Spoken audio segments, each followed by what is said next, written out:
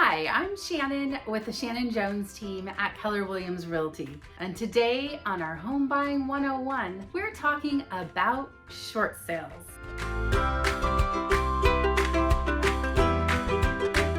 So the first thing you need to know if you're interested in buying a short sale is that the process will probably be anything but short. If the name was based on the length of time it took to complete the process, then it would definitely be called a long sale.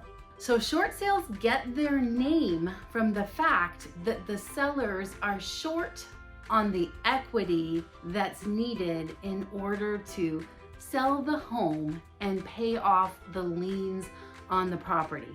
Essentially, they owe more on the property than it's worth. And so in order to sell it, they have to get the permission of the bank or banks or lien holders who hold the mortgage note on the house.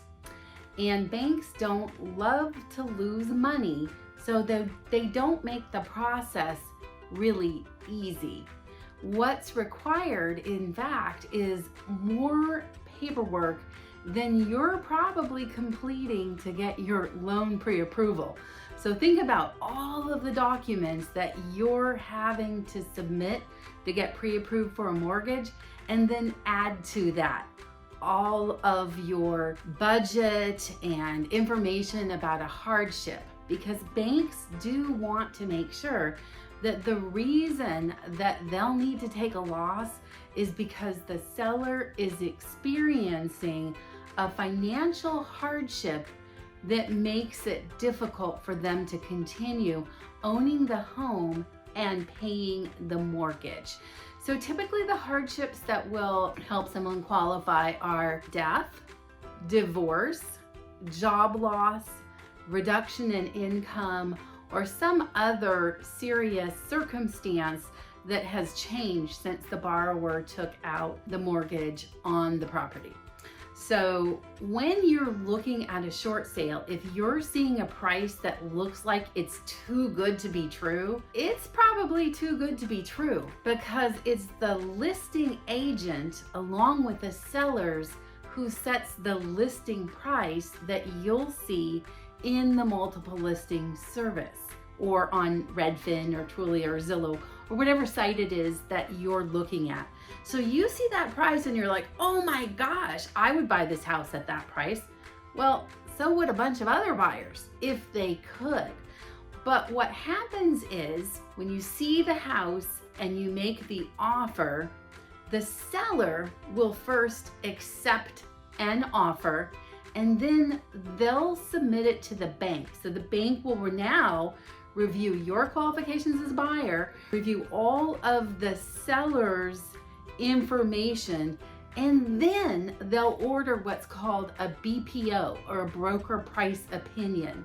And they will verify what the value of the home is.